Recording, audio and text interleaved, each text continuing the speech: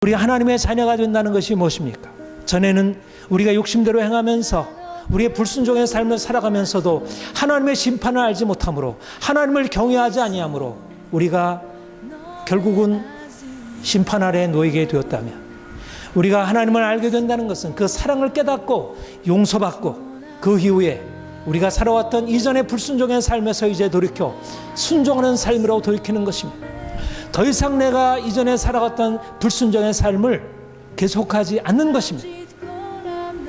그 이전에는 노예적인 두려움으로 하나님을 무소했다면, 이제는 그런 노예적인 두려움에서 벗어나서 사랑받은 자녀로서 거듭났지만, 이전엔 노예적인 두려움과는 다른 하나님을 경외하는 두려움, 진정으로 하나님의 거룩하심과 영광과 그 위엄을 알고 그분 앞에서 두려움과 떨림으로 살아가는 진정한 경건한 두려움, 그 두려움이 우리의 삶을 경건하게 하고 거룩하게 하고 세상 사람들과 구별된 삶을 살아가게 하는 것입니다.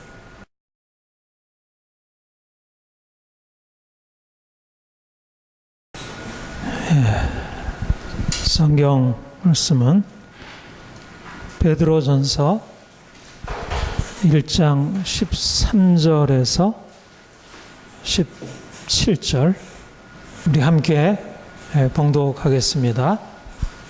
그러므로 너의 마음의 허리를 동이고 근신하여 예수 그리스도께서 나타나실 때에 너희에 가져다 주실 은혜를 온전히 바랄지어다. 내가 순종하는 가시처럼 전에 알지 못할 때 따르던 너희 사역을 본받지 말고 오직 너희를 부르신 거룩한 이처럼 너희도 모든 행실에 거룩한 자가 되라. 기록되었으되 내가 거룩하니 너희도 거룩할지어다 하셨느니라. 이므로 보시지 않고 각 사람의 행위대로 심판하신 이를 너희가 아버지라 부른즉 내가 나그네로 있을 때를 두려움으로 지내라. 아멘.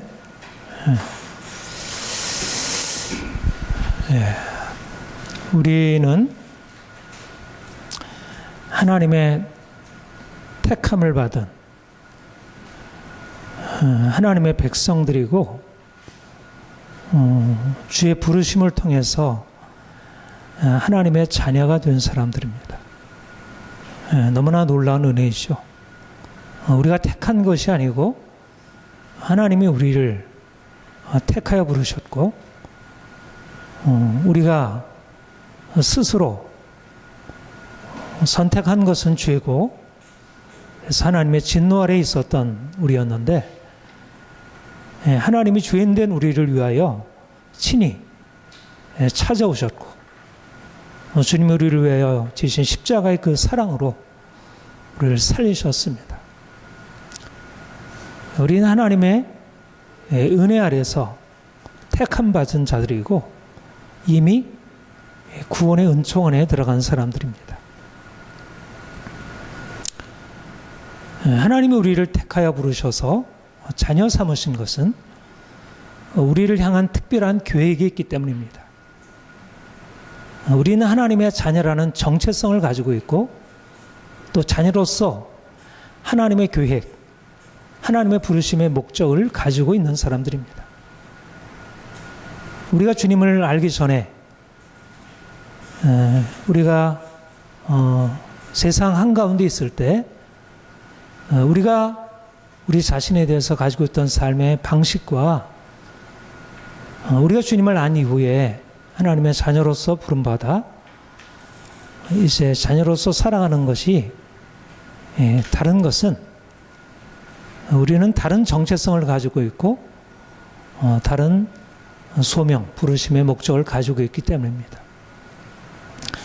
우리는 거룩한 백성, 거룩한 하나님의 자녀들입니다. 우리는 어두운 세상에 빛으로 부름받은 자들입니다. 우리가 이 땅에 살아갈 때 사실 우리는 늘 우리 자신이 누구인지 또 우리가 무엇을 위해서 부름받았는지 우리 자신의 그런 소명을 늘 확인하지 않으면 안 됩니다. 왜냐하면 우리가 살아가는 세상은 우리가 가지고 있는 정체성에 합하지 않고 우리가 가지고 있는 그 부르심의 목적을 가지고 살아가기에는 너무나 적합하지 않은 세상이기 때문입니다. 우리가 사는 세상은 옛날이나 지금이나 할 것 없이 다 어둠 가운데 있고 죄악 가운데 있습니다. 사람들에게는 하나님이 없고 하나님의 빛이 없기 때문에 그들은 하나님이 원하시고 기뻐하시는 뜻을 알지 못하고 결국 자신의 욕망대로 살고 있고 그것을 합당하다고 여기고 있습니다. 오늘날 우리는 과학기술 문명이라는 새로운 변화된 세계를 살아가고 있습니다. 이것은 추상적인 개념이 아니고 우리가 매일 만나는 것입니다. 얼마나 좋은 변화가 일어났죠? 너무나 많은 과학기술 문명의 도래 1400년, 500년 그 위에 시작된 과학기술 혁명이라는 이런 어떤 새로운 시대가 전개되면서 우리는 전에 없었던, 전에 느끼지 못하고 맛보지 못했던 그런 긍정적인 변화, 우리의 삶이 너무나 편하고 안락하고 또 미래에 화려한 삶이 보장되는 그런 세상을 살아오고 있습니다. 분명히 이 안에는 우리가 즐거워하고 기뻐하고 우리가 감사해야 할 그런 요소가 많이 있습니다. 그러나 한편 우리가 신앙인의 관점에서 보면, 우리가 하나님의 자녀라는 관점에서 보면 세상은 그렇게 긍정적으로 변화된 것만이 아니라는 것입니다. 저는 철학을 했고 또 오늘도 계속해서 이 시대의 흐름에 대해서 이러저러하게 공부하고 연구하고 있습니다.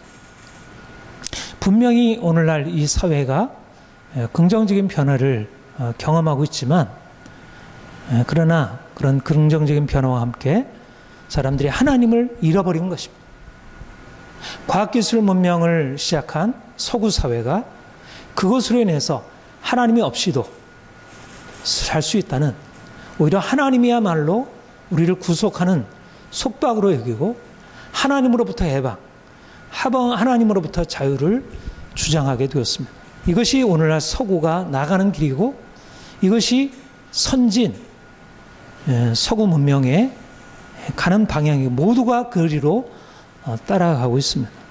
우리도 그 방향으로 나가고 있습니다. 나타나는 중요한 결과는 도덕의 폐기, 율법의 폐기입니다. 전에는 선과 악이 분명했고 선한 삶을 살면 인생이 행복할 수 있고 성공적일 수 있고, 악하게 살면 결국은 패망하게 된다. 이것이 사람들이 가지고 있는 지극히 상식적인 생각이었지만, 그러나 오늘날에 와서 도덕, 정의, 진정한 깨끗한 삶은 오히려 사람들에게 비웃음거리가 되고 더 이상 그것은 고려의 대상이 되지 않습니다. 지도자들마저도, 아니 교회마저도 이제는 도덕과 정의를 폐하는 시대를 맞이하고 있습니다. 우리 청소년들, 우리 청년들, 이 시대가 가지고 있는 자유라는 이름으로 온갖 방탕, 음란, 폭력, 이것이 너무나 자연스럽게 우리의 삶의 하나의 공기처럼 이것이 주어지고 있고, 끊임없이 소셜미디어를 통해서 그런 악하고 더러운 문화가 마치 지극히 정상적이고 자유롭고 인간을 행복하게 해주는 것처럼, 그런 노래가, 그런 게임이, 그런 영화, 드라마가 우리 주변에 통용되고 있는 모든 우리의 삶의 방식들 안에 이런 것이 퍼져가고 있음을 봅니다. 무서운 것은 이것을 더 이상 악이라고 여기지 않는다는 것입니다.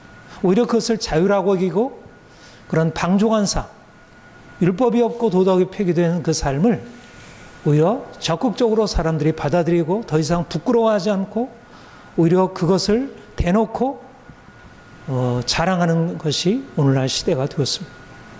교회는 어떻습니까? 이것에 대해서 경계하고 사람들을 꾸짖고 돌이켜야 하는데 오히려 교회가 불법과 불의를 그대로 받아들이고 있고, 목사님들이, 장로님들이 성추행, 온갖 거짓과 불법에 연루되어 있음을 보게 됩니다. 바로 이것이 가지고 있는 우리의 주변 환경입니다. 사실 생태계의 파괴, 환경오염이 문제가 아니고 우리 영적 환경이 너무나 크게 오염이 되어 있고, 우리 그리스도인들이 거룩하게 정결하게 살기가 너무나 어렵게 되었습니다. 여러분, 우리는 이런 상황에서 어떻게 해야겠습니까? 하나님이 우리를 부르신 부름의 목적, 원래 하나님의 거룩한 백성으로 우리를 지으셨고, 이제는 이 악한 세상, 어두운 세상 속에서 빛으로 선하게 거룩하게 살기를 견달하고 그렇게 살아가는 것입니다. 오늘 본문에서 사도 베드로는 그리스도인의 정체성을 순종하는 자식이라 그렇게 명명하고 있습니다. 너희가 순종하는 자식처럼 전에 알지 못하던 때에 따르던 너희 사역을 본받지 말고. 우리 한번 같이 함께 읽겠습니다. 너희가 순종하는 자식처럼 전에 알지 못하던 때에 따르던 너희 사역을 본받지 말고. 예. 하나님이 우리에게 주신 은혜, 우리를 하나님의 자녀라 부르셨는데, 그 자녀는 자녀라는 그 정체성은 무엇을 의미하는가? 순종하는 자식, 순종이 자녀의 정체성의 핵심이라는 것입니다.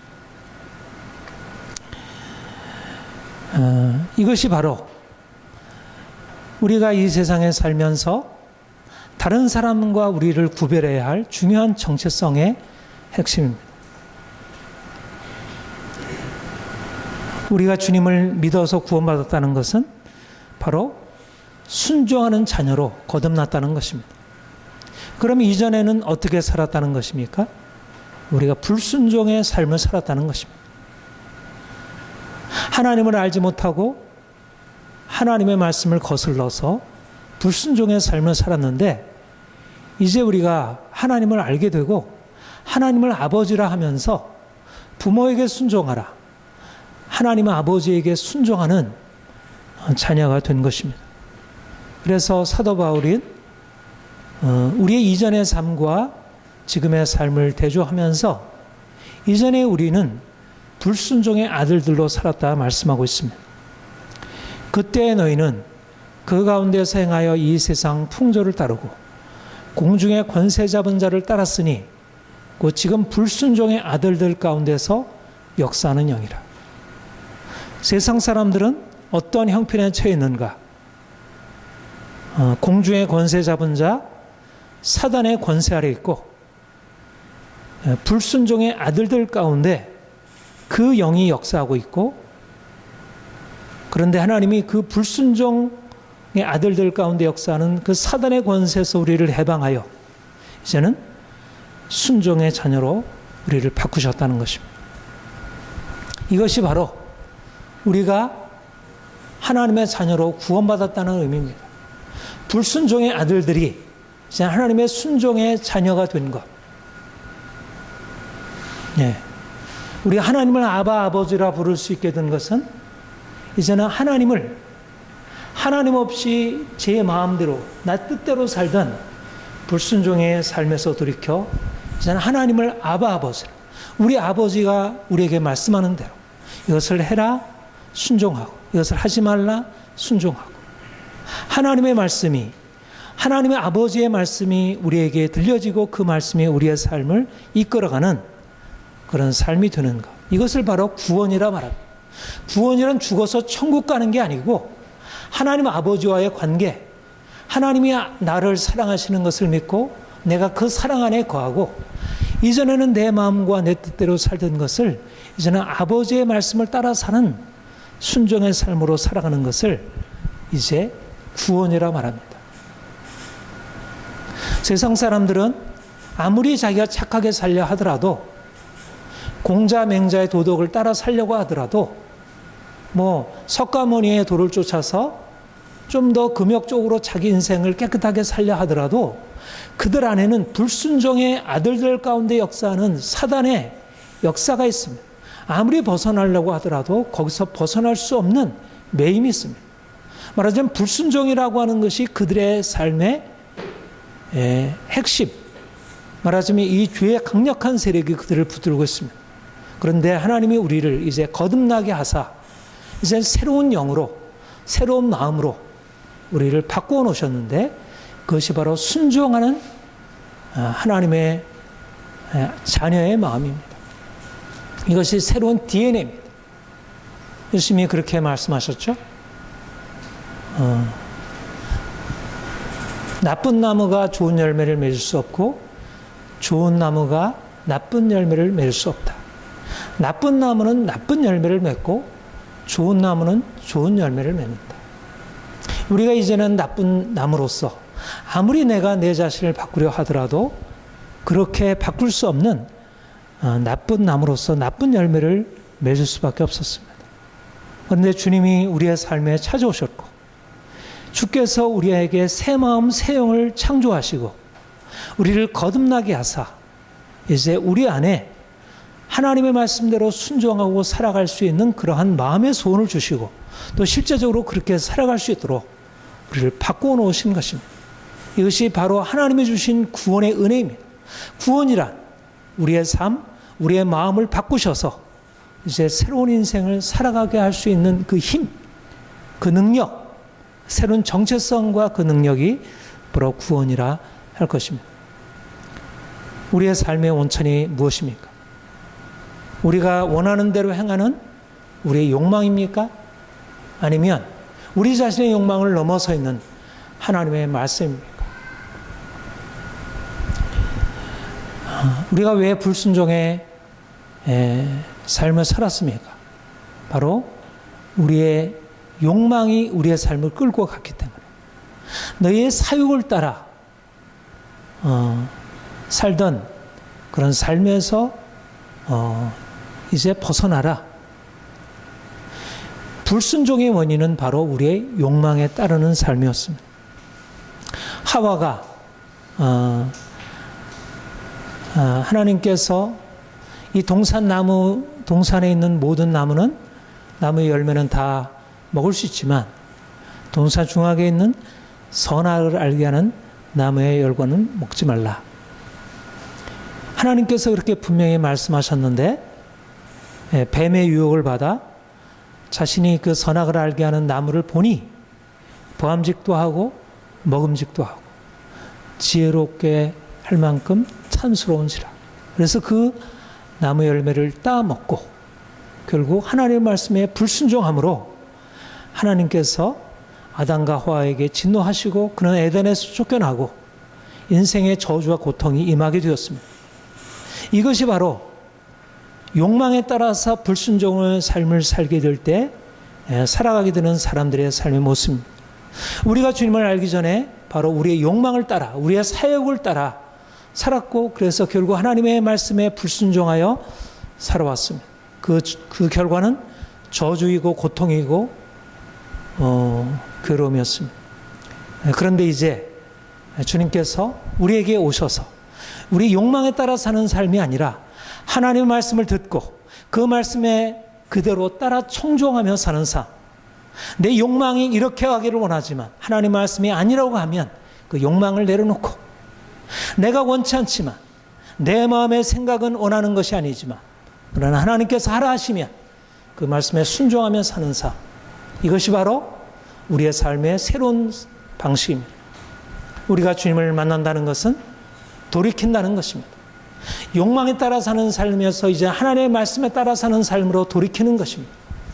이제까지 우리가 욕망에 따라 불순종의 삶을 살아온 것에서 이제 돌이켜 하나님의 말씀에 순종하며 살아가는 것입니다. 이것을 회개라 말합니다.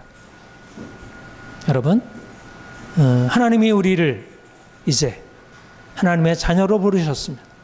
이전에 우리가 살아갔던 삶의 방식에서 돌이키는 것이고 세상 사람들이 여전히 그 가운데 살아가고 있는 욕망과 불순종의 삶에서 이제 돌이키는 것입니다. 바로 그 회개의 삶.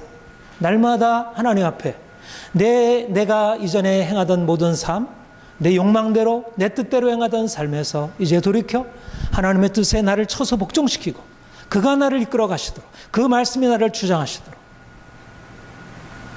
이런 삶을 살아가시기를 축복합니다. 이것이 바로 복으로 나아가는 길입니다. 하나님께서 우리를 위해서 예비해 놓으신 놀라운 축복으로 들어가는 길, 바로 순종의 삶입니다. 우리 욕망을 벗고, 욕망을 내려놓고, 욕망을 깨뜨리고 십자가에 못 박고 주님께서 우리에게 말씀하시는 대로 살아가는 것. 욕망은 회개는 히브리어로, 헬라어로 메타노이아라고 합니다. 메타노이아라는 말은 메타라는 말과 노이아라는 말로 합성된 것입니다. 메타라는 것은 돌이킨다는 것, 바꾼다는 의미이고, 노이아라는 것은 생각이라는 것입니다. 우리의 마음을 바꾸는 것입니다. 회개라는 것은 실질적인 우리의 삶의 방향을 바꾸는 것이고, 그러기 위해서는 우리의 생각을 바꾸는 게 가장 그 중에 핵심이라 할 수 있습니다. 왜냐하면 우리의 생각이 어떠냐에 따라서 우리의 삶의 방향이 결정되기 때문에. 오늘날 사람들이 왜 욕망에 따라 살아갑니까? 욕망을 따라 사는 것이 좋다고 생각하니까. 그래서 그렇게 말하자면 그들의 생각이 욕망을 따라 사는 삶이야말로 진정한 행복의 삶이라고 생각합니다. 그래서 그 생각을 바꾸지 않으면 그 삶을 바꿀 수 없습니다. 오늘날 이 시대의 세계관을 포스트 모더니즘이라 합니다. 포스트 모더니즘은 좀 어려운 철학적인 사조이긴 하지만 이미 우리의 삶에 익숙하게 들어와 있는 것입니다. 모든 문화, 우리 청소년들의 문화 안에 너무 깊숙하게 들어와 있고, 한마디로 말하면 삶을 그렇게 힘들게 살아가지 말아라. 예전에 도덕이라고 말하던 것, 옳다고 말하던 것은 다 사람들이 지어낸 것에 불과하고, 그것은 시간이 지나가면 다 바뀌게 마련이야. 그런 것을 구태여 그렇게 지킬 필요가 없어. 깨끗하게 살아가는 것, 정직하게 살아가는 것, 그리고 사람들에게 그렇게 바르게 행하는 것, 어떤 성적으로 순결하게 살아가는 것, 이거는 다 옛날에 지켜내려오던 하나의 인간을 구속하는 그 벗어버려야 할 굴레에 불과해. 왜 그런 것에 자꾸 얽매여서 그냥 자유롭게 살면 되지. 그러면서 모든 굴레, 도덕적인 굴레를 다, 도덕이라고 하는 것을 굴레로 멍에로 기고 거기서부터 벗어나는 것이 자유라고 가르치는 것. 이것이 바로 오늘날 대중문화 안에 깊숙하게 들어와 있는 우리 아이들이 보는 많은 동영상, 게임, 그 모든 것 안에 너무나 깊숙하게 들어와서 사람들의 영혼을 빼앗고 사람들을 그렇게 인도하게 됩니다. 욕망을 따라가는 것이 자유입니까? 오늘날 유행하고 있는 이 포스트 모더니즘의 세계관이 욕망에 따라가면 결국 불순종의 삶을 살게 되고, 불순종의 살면 결국 하나님의 진노와 저주 아래 속하게 되는, 하나님의 분명한 율법이 있는데 그 율법을 폐하고, 그래서 욕망에 따라서 불순종으로 악하고 더러운 삶을 오히려 자랑하고 그 삶을 살아가는 것을 떳떳하게 드러내는 이 악한 세대, 이 거짓된 세대 가운데 우리가 살아가는 것입니다. 우리의 생각을 바꾸는 것입니다. 욕망을 따라 불순종의 삶을 살아가면 자유로운 것이 아니라 결국 사단이 쳐놓은 굴레, 그 덫에 걸리고 함정에 빠져서 결국은 사단의 밥이 되어 죽음으로 들어가게 됩니다. 오늘날 동성애 온갖 성적인 방종들이 자유라는 이름으로, 성적인 자기 결정권이라는 이름으로 모두 다 긍정하고 그것을 오히려 진보라고 여기고, 그것을 반대하게 되면 오히려 인간의 자유를 속박하고 독선적이고 편견에 사로잡혀 있는 것처럼 보여지는 오늘날 이 시대를 향해서 너희는 너희 사욕을 이제 순종하는 자식처럼 너희 사욕을 본받지 말고 거룩한 삶으로 살아가라. 자유란 무엇입니까? 자유란 하나님의 말씀에 순종하는 것이 자유입니다. 하나님의 말씀이 울타리가 되어서 그 안에 거하는 것이 자유입니다. 하나님의 말씀의 울타리를 떠나서 내 마음과 내 뜻대로 살게 되면 결국은 사단의 맹수의 밥이 되어서 인생을 저주 아래 살아갈 수밖에 없게 됩니다. 사랑하는 여러분, 순종하는 자녀로 살길 바랍니다. 여러분, 하나님이 인생의 주인입니다. 하나님이 우리의 삶의 모든 것을 결정하십니다. 무엇이 중요할까요? 하나님이 누구신지를 아는 게 중요합니다.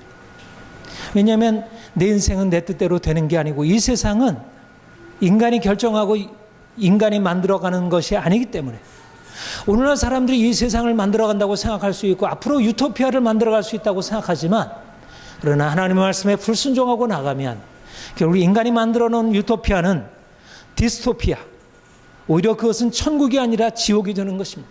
오늘날 이 세상이 그렇게 나아가고 있습니다. 하나님을 알지 못하게 되면 인생을 제대로 살아갈 수 없습니다. 하나님은 어떤 분이십니까? 사도 베드로는 외모를 보시지 않고 각 사람의 행위대로 심판하시는 분이라 말씀하고 있습니다. 외모로 보시지 않고 각 사람의 행위대로 심판하시는 분.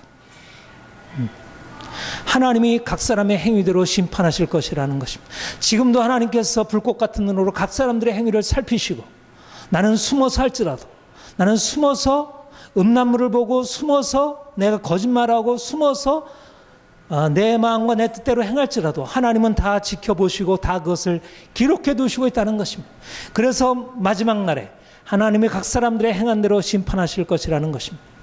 우리가 이전에는 하나님을 알지 못할 때는 인생은 우리가 결정하는 것이고 우리 자신의 결정에 따라 누구도 내 인생을 마음대로 할 수 없다고 생각했습니다. 하나님의 판단하심을 알지 못하고 하나님의 두려운 심판을 알지 못했습니다. 오늘날 왜 사람들이 그렇게 방종하며 살아갑니까? 왜 욕망에 따라 살아가면서도 그렇게 자기 욕심대로 거짓말하고 다른 사람의 그 빼앗고 그리고 온갖 방탕과 음란 가운데 살아가면서 왜 사람들이 그렇게 그 자리에 그냥 머물러 있습니까? 하나님의 심판을 알지 못하기 때문에. 우리는 하나님을 아는 사람들입니다.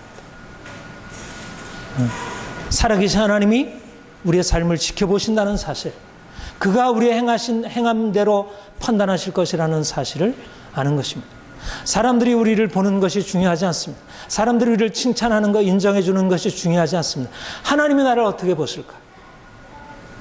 내 인생의 성공적인 것은 사람들에게 좋은 평가를 받아서 그래서 인생이 잘 풀리는 것, 이것이 아니라 하나님이 나를 평가하실 때 그분 앞에서 내가 어떻게 평가를 받을지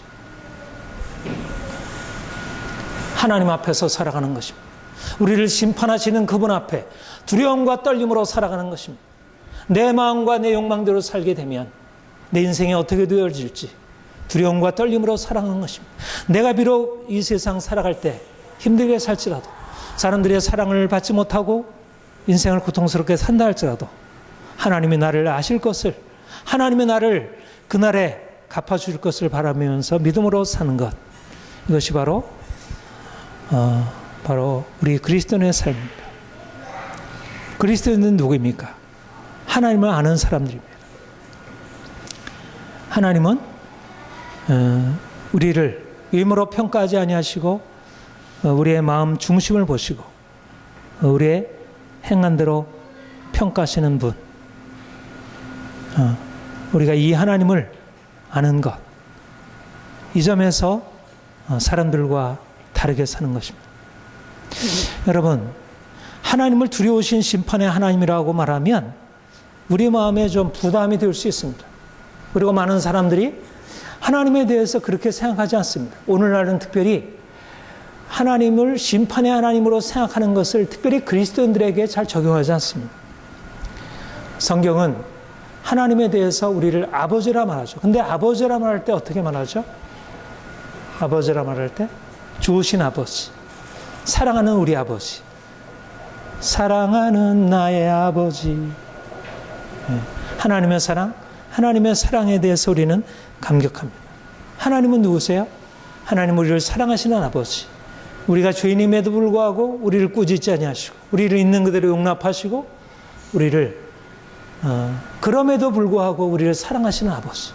얼마나 좋으신 아버지. 우리가 그 하나님의 사랑이 아니라면 우리가 어떻게 인생의 회복을 얻을 수 있겠어요? 우리가 날마다 실패하고 넘어지지만 그 사랑하는 우리 아버지가 있기 때문에 우리는 그 사랑 안에서 비로소 자유할 수 있고 우리가 두려움과 고통 속에서 벗어날 수 있습니다. 성경은 하나님 아버지에 대해서 이렇게 말씀하고 있습니다. 너희는 다시 무소하는 종의 영을 받지 아니하고 양자의 영을 받았으므로 우리가 아빠 아버지라 부르시니, 우리 아버지는 어떤 아버지? 아빠 아버지, 좋으신 아버지. 더 이상 무서워하고 두려워하고 벌벌 떨어야 할 그런 아버지가 아니라는 것입니다. 그분은 우리를 모든 두려움에서 벗어나게 하고 우리를 무서움의 종로로 타던 데서, 율법의 명예 아래 살던 데서 우리를 벗어나게 해서 진노의 그 두려움에서 벗어나서 하나님의 사랑을 우리가 알고, 그 하나님의 사랑 안에서 우리는 더 이상 심판은 없네, 정죄는 없네, 하나님이 우리에게 주신 사랑에 대해서 감격하고 감사하고 하나님을 찬양하고 노래하는 것입니다. 이것이 바로 우리 하나님을 아버지를 아는 우리의 지식, 이것이 우리의 삶의 평안의 근거이고 안식의 근거이고 우리의 자유의 근거입니다. 그런데 본문은 우리에게 또 다르게 말씀하고 있습니다. 오늘 하나님 아버지를 두려운 심판자라 말하고 있습니다. 우리 이 말씀을 다시 한번 같이 읽어봅시다. 시작. 이므로 보시지 않고 각 사람의 행위대로 심판하신 이를 너희가 아버지라 부른즉 너희가 나그네로 있을 때를 두려움으로 지내라. 하나님은 어떤 분이십니까? 그는 사랑하는 아버지입니다. 그러나 하나님은 또한 우리를 두려운 아버지라 말씀하고 있습니다. 사도 바울이 얘기할 때는 하나님을 사랑하는 우리 아버지라 말씀하고 있고, 베드로는 두려운 아버지, 심판하시는 아버지라 말씀하는데, 이 말씀이 모순입니까? 아닙니다. 바로 하나님 안에 있는 두 가지 성품입니다. 하나님은 우리를 사랑으로 무조건적으로 용서하시는 아버지이면서 동시에 우리를 두렵게 심판하시는, 외모로 보지 않고 각 사람의 행위대로 심판하시는, 우리 사람들은 잘못 생각하기를 믿는 사람들은 사랑으로 용서받았고 믿지 않는 사람들은 믿지 않기 때문에 그들은 심판을 받는다. 그러면 하나님은 불공평한, 자기 자녀들은 그냥 감싸고 바깥에 있는 다른 아이들에게만 그렇게 무서운 그런 불공평한 아버지로 그렇게 말할 수 있을 것입니다. 그러나 하나님은 사랑하는 아버지, 그분은 우리를 향하여 사랑을 베푸시는 하나님이고 세상을 향해서도 그 사랑을 베푸시는 하나님이시고, 세상을 심판하실 뿐만 아니라 우리도 동일하게 애모로 보지 아니하고 우리에게 행한 대로 심판하시는 아버지, 오히려 우리 하나님의 자녀들에게는 더 두려운 심판으로, 이스라엘 백성들이 하나님의 택함 받은 백성들이기 때문에 그들이 죄악을 행할지라도 하나님의 심판에서부터 벗어났습니까? 오히려 이방인들이 받는 심판 이상으로 그들은 이방인을 막대기로 사용하여 그들이 심판을 받은 것을 우리는 알고 있습니다. 우리가 하나님의 자녀가 된다는 것이 무엇입니까?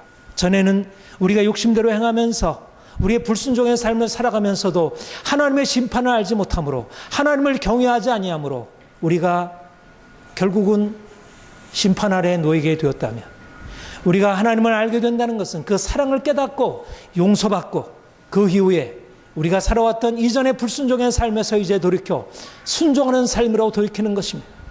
더 이상 내가 이전에 살아갔던 불순종의 삶을 계속하지 않는 것입니다. 그 이전에는 노예적인 두려움으로 하나님을 무소했다면, 이제는 그런 노예적인 두려움에서 벗어나서 사랑받은 자녀로서 거듭났지만, 이전엔 노예적인 두려움과는 다른 하나님을 경외하는 두려움, 진정으로 하나님의 거룩하심과 영광과 그 위엄을 알고 그분 앞에서 두려움과 떨림으로 살아가는 진정한 경건한 두려움, 그 두려움이 우리의 삶을 경건하게 하고 거룩하게 하고 세상 사람들과 구별된 삶을 살아가게 하는 것입니다. 내가 어찌 이 큰 악을 행하여 하나님께 범죄하리요? 요셉에게는 하나님에 대한 두려움이 있었기 때문에 보디발의 아내의 유혹을 물리칠 수 있었습니다. 오늘날도 많은 사람들이 죄악의 유혹이 있지만, 그러나 하나님을 두려워하게 되면 내가 하나님이 나를 판단하시는, 하나님이 나를 보고하시는데 내가 하나님 앞에서 이 어찌 큰 악을 행하리요? 어찌 하나님 앞에서 내가 이런 큰 범죄를 하리요? 하나님을 두려워하는 것이 우리를 죄악에서 지켜주고, 그래서 우리로 하여금 거룩한 삶을 살게 하고, 그래서 세상 사람들이 이루지 못하는 거룩한 삶을 통해서 하나님의 축복에 이르게 되는 것입니다. 이런 경건함이 우리에게 회복되기를 소망합니다. 우리가 하나님을 더 깊이 알아갈수록 하나님을 사랑하고 하나님을 기쁘시게 하기 위하여 날마다 그분 앞에 서는 것입니다. 하나님을 두려워하지 말아야 할 이유가 또 있습니다. 사람들의 판단을 두려워하지 않기 위해서입니다. 예수님께서 이렇게 말씀하셨습니다. 몸은 죽여도 영혼은 능히 죽이지 못하는 자들을 두려워하지 말고 오직 몸과 영혼을 능히 지옥에 멸할 수 있는 이를 두려워하라. 하나님을 두려워하는 사람들은 세상을 두려워하지 아니하고 믿음을 지킵니다. 저는 신은 죽지 않았다 여러 번 여러분들에게 말씀하지만 우리가 세상에 맞서야 합니다. 세상의 흐름을 거슬러 가야 합니다. 이제 세상을 두려워하게 되면 우리는 세상에 맞설 수가 없습니다. 세상의 권세가 두려우면 세상의 권세자들을 두려워하게 되면 그 권세자들 때문에 자신의 믿음을 포기할 수밖에 없습니다. 하나님을 두려워하는 자, 하나님의 심판을 두려워하게 되면 내가 세상 사람들에게 심판받는 것보다 하나님의 심판받는 것이 얼마나 두려운지, 그래서 세상에 맞서서 담대히 세상이 나를 심판할지라도 세상이 나를 죽이려 할지라도 하나님이 나를 지키실 것이고 오히려 그 하나님이 나를 심판하던 그 세상을 벌하시고 심판받은 나를 오히려 그가 나를 영광으로 이끄실 것이라는 담대함으로 세상과 맞서 싸울 수 있는 것입니다. 하나님을 두려워하는 사람들이 세상에 사자같이 담대할 수 있습니다. 우리가 하나님을 두려워하는 것은 벌벌 떨고 세상에 살아가는 것이 아니라 세상 사람들이 벌벌 떠는 권세 앞에 사자같이 담대히 믿음을 지키고 하나님의 뜻대로 살아갈 수 있는 능력입니다. 오직 너희를 부르신 거룩한 이처럼 너희도 모든 행실에 거룩한 자가 되라. 주님께서 우리에게 우리의 정체성, 너희는 하나님이 부르신 거룩한 자들이다. 너희도 모든 하나님처럼 너희의 삶의 표준은 이 세상 사람들이 아니라 하나님처럼 사는 것이다. 하나님처럼 완전하게, 하나님처럼 거룩하게 세상 한가운데서 빛으로 살아가는 것입니다. 사랑하는 여러분, 우리가 주의 백성으로 산다는 것은 높은 부르심입니다. 쉽지 않은 것입니다. 그러나 우리가 하나님의 말씀을 쫓아서 순종하며 하나님처럼 거룩한 삶을 살아가게 되면 하나님께서 기뻐하시고 우리를 영광으로 우리를 들어 올리실 것입니다. 사랑하는 성도 여러분, 거룩하게 살기를 축복합니다.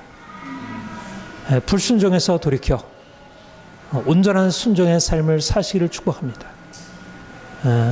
그래서 하나님이 여러분들을 기뻐하시고 이 땅에서도 복을 주시고 또 무엇보다 하늘의 영원한 상급으로 갚아주시기를 소망합니다. 함께 기도하겠습니다. 하나님 아버지 감사합니다. 우리를 택하여 부르셔서 자녀 삼으시고 하나님 나라의 백성 삼으시고 우리로 하여금 영원한 하나님 나라의 영광을 향하여 살아갈 수 있게 하시니 감사드립니다. 우리가 이전에 하나님을 알지 못할 때 우리의 욕심대로 살며 하나님의 심판과 저주 아래 살아왔습니다. 이제 우리가 하나님의 사랑을 알고 구원받아 새로운 인생을 살아갈 수 있게 하심 감사드립니다. 날마다 우리에게 주의 말씀을 가르치셔서 우리로 하여금 옳고 그름을 판단하고 세상의 헛된 흐름에서 벗어나 오직 주의 말씀을 쫓아 거룩하고 흠이 없이 살아가게 하옵소서. 하나님의 자녀로 살아가는 것이 얼마나 큰 은혜인지, 큰 축복인지, 큰 영광인지 깨닫게 하시고 우리가 어떤 고난이 있을지라도 믿음을 지키고 신실하게 하나님의 자녀로 살아가게 하옵소서. 감사드립니다. 예수님의 이름으로 기도합니다. 아멘.